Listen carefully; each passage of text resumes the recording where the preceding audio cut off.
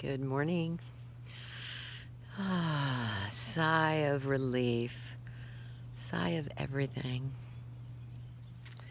How are we this morning? Let's take our pulse. Are we happy? Are we sad?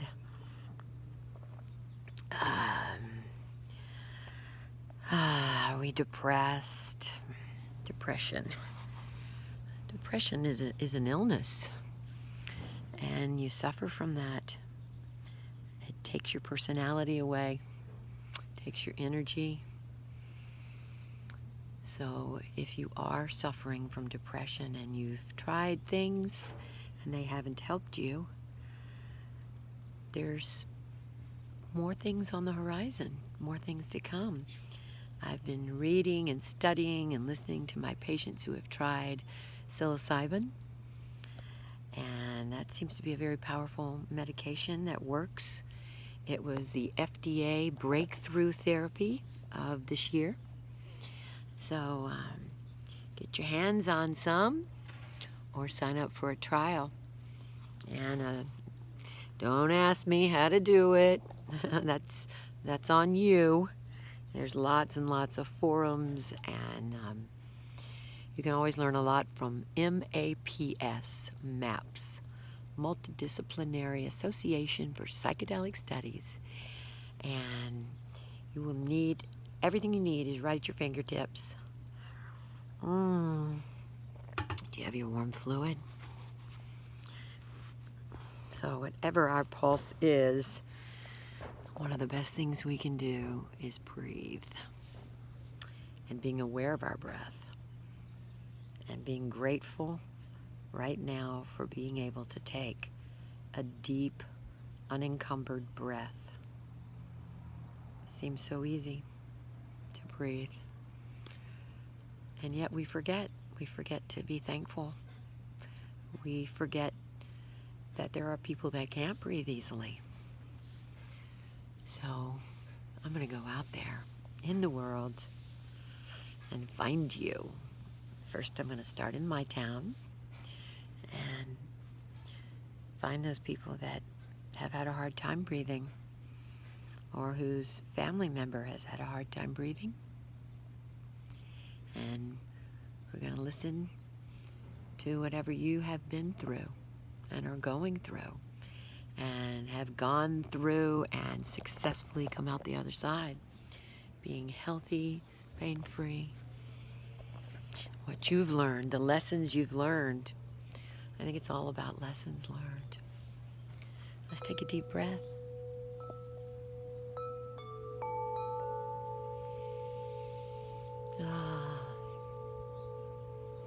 Exhale.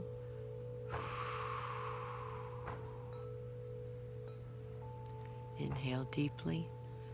In, 2, 3, 4. Hold. 2, 3, 4. Exhale. 2, 3, 4.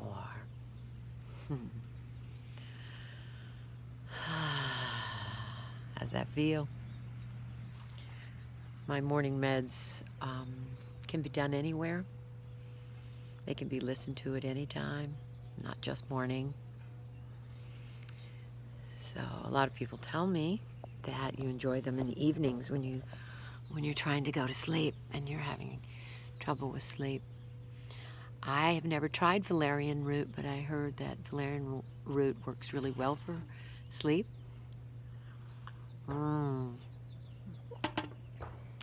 So does breath work.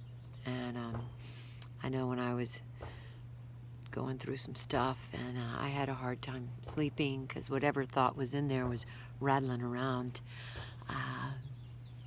or I would actually have tears. It's hard to sleep when you're crying.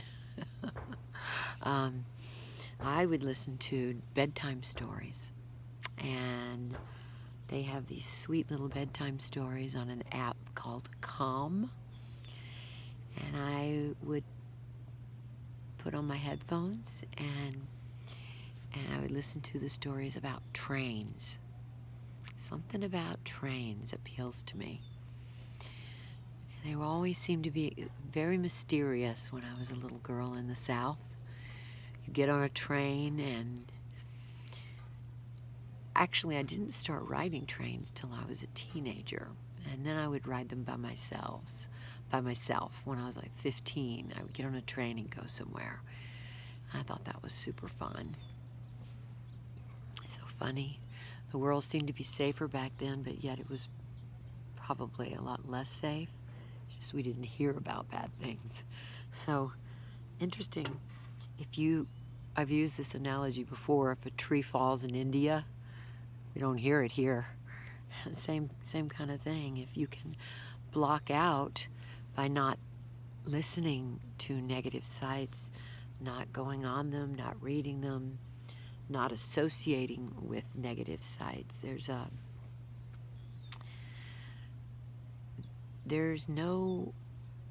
doesn't make sense that there is something called guilty pleasure. Then it's pleasure with guilt. And why can't we just erase the guilt and have pleasure? So next time you feel like you're doing something that has guilt associated with it, like I shouldn't be doing this, I shouldn't be reading this, I shouldn't be eating this, listen to your intuition, listen to your inner happy higher self, and not using the word should or shouldn't, and yet, is this serving me? Is what I'm doing right now serving me? And if it isn't, and you know it isn't, and it feels guilty, then try not doing it and see how you feel.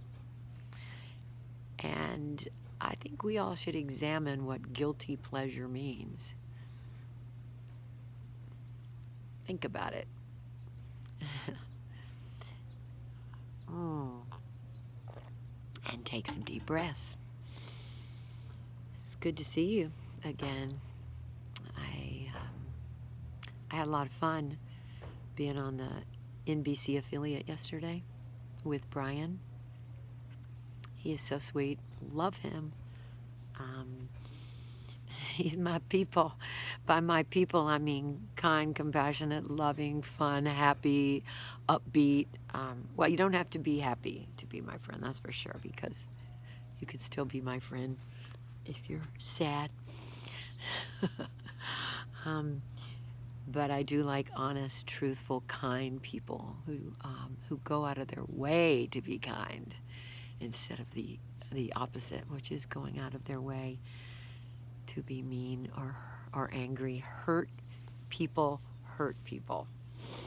So if you say or do something that is purposefully mean, bullying, hateful, and you say it on purpose, it's probably because you are hurt. There's this mirror. We see ourselves in the mirror. We find what we don't like in others, and that's where we criticize. So it's human. Forgive yourself. Remember, you can change at any moment. You can change. Change your mind, change your thoughts, change your way of thinking, but you need tools, and you need tools, not but. Let's eliminate the word but. There's very few times I feel where that but works. When you can replace it with and, which is in addition to, it's like giving you an option, not telling you you've done something wrong. But, see? And is more friendly, yet can also be utilized. And is a very friendly word. I love you, and that was a mean thing you did. I love you, but means I love you. I kind of love you. There's a qualification here to loving you. Okay. Well, I invite all of us to contemplate, concentrate, think about the oneness, to be one. What does that mean? Read about it. Read about the oneness. God is in all of us. God is not some guy in the sky up there somewhere. That's how I always saw it when I was a little girl. I was raised Baptist, and God was outside of us. God was an outward, external force that we were beholden to, that controlled us, that could be, he was an angry God and a loving God, but he was capricious because he could get the wrath of God. So that's the God I was raised with. And it was really hard because there was this cognitive dissonance where it was the loving God and the wrath of God. And I would always confuse me. And of course, I wasn't allowed to question that. And it was interesting and fun and mysterious and sacred that that one time when God talked to me and showed me that God was inside of me. That in fact, I am God, and that I'm not separate from God, and that I don't need any holy man to tell me how to have a relationship with God. This is where I have a relationship with God. And it's not my God, it's God, because we're all one. We're all connected. We're all connected through our consciousness. We're all connected through the universal life force. And it's a loving God. It's also a God that is, I mean, the things like earthquakes, and that's just consequences. You know, the consequences of being a large planet with lots of forces at play. And so that's how my understanding of God has been revealed to me personally. Thank you, God. Thank you, God. Yes. Hopefully God has come to you also. I'm sure that's happened. I'm not alone on that. But, you know, I never knew that that would happen. I never expected that to happen. I was certainly in awe when it did, because God clearly spoke to me in the middle of the night. I just have to say that the two things that God told me that night, which was, the first one was, your channels are open. Of course, I didn't know what that really meant at the time, like in my mind, but it came to me later. I realized that it was a validation that all my energy channels are unlocked, and that I have full potential to connect heaven and earth through my being, through my energy channels. And one way to do that is by practicing yoga, Kundalini in particular, which has the ability to release obstacles in your chakras. It's not a religious concept. Chakra is just an energy channel, and there's great and powerful medicine like acupuncture that works on that technique of chakras. So my channels were open, apparently. God confirmed it. And the second thing that God said to me that night, because her voice, it was a feminine voice, spoke to me out loud, like I said, and I was able to localize it in my heart chakra. And the second thing she said to me was, dispel the doubts.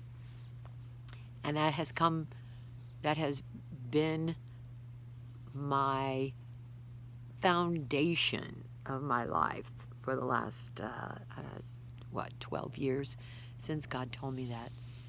The first was, your channels are open, which was a validation, confirmation that you're good to go. And the second one was, dispel the doubts. And doubt arises. Doubt arises every day. Doubt arose yesterday. I went to that interview, and I'm like, there was just a flash that of some doubt that came up, not with the interview, but little things, just little things, and also big things, but the doubt, it's a flash, and then that dispel the doubts. I use that constantly, dispel the doubts, and that is, and the what goes hand in hand with dispel the doubts is believe in yourself, believe in the world, believe in others, believe. We are tested in our beliefs. We are tested in our belief in others. We are tested in our belief of our government, our education system, our medical system. So continue to follow and trust your intuition and believe. Not blind belief. We have to challenge our beliefs constantly. Challenge your beliefs.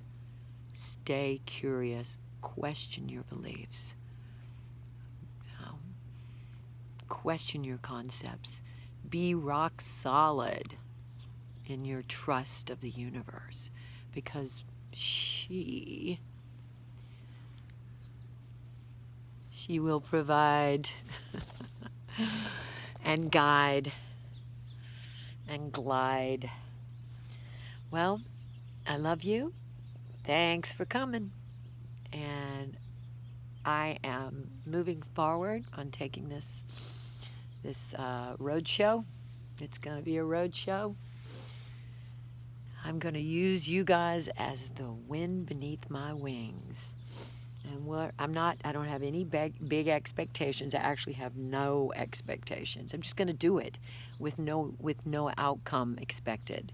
I don't know if it's ever going to, get edited. I don't know if it's ever going to be presented to any kind of a network or anything, or I don't know if I'm going to get an executive producer who pays for it. I don't know. I don't care. I wrote a book once and I never published it. And it wasn't because I was lazy. It's just because I don't know. I didn't care. I didn't care about putting another book in the world. So we'll see what happens. Oh, yeah. There's a guy named Gary Underpants who kind of want to go on this journey, this road trip with me. I'm going to tag him in this because I can't remember his IG handle, but he's a Frank Sinatra impersonator, singer. He was in the Vegas show, the long-running Vegas Sinatra show. The Sinatra family selected him to play their father. So I'm thinking he would be really super fun to go with me. He's super spiritual. Gary Underpants. As a matter of fact, he might even wear a red cape, and or blue or rainbow. So I'd like to maybe have Gary go with me, and we'll go out. We're gonna meditate with you, and you know me, I love to have a beer in a pub. I want to play ping pong. I want to do fun things with you. I don't want to just talk. I want to hear your story. I want to play with you. So we're going to, like I said, start here with some local people so I don't have to travel or put any money into this. I don't have any. The money's all gone. I love you so much. Thank you, guys. I hope you enjoyed that little video yesterday. I really had a fun doing that. I want to go back on that show. I think it'd be fun to interview people. I guess because this is like my patient base. I've been doing this for years now, working with patients one-on-one for 1 to 3 days. I think I've told you this before. My patients come and live in my house, or they did. I can't do that right now because I'm, on public display, which means open to public opinion and criticism and judgment. I'm just over that. So I'm not seeing my patients right now, and I do miss it. Really miss my one-on-ones with you, and just getting down and dirty, processing, downloading, integrating, working with you, advising you, coaching you, and we're going to do it again someday when I'm an old lady. I'm almost there, damn it. Wear your eldership with pride, ladies and gentlemen. Be a respected elder. Respect your elder. Oh, yeah, we'll talk about that tomorrow. Respect your elders.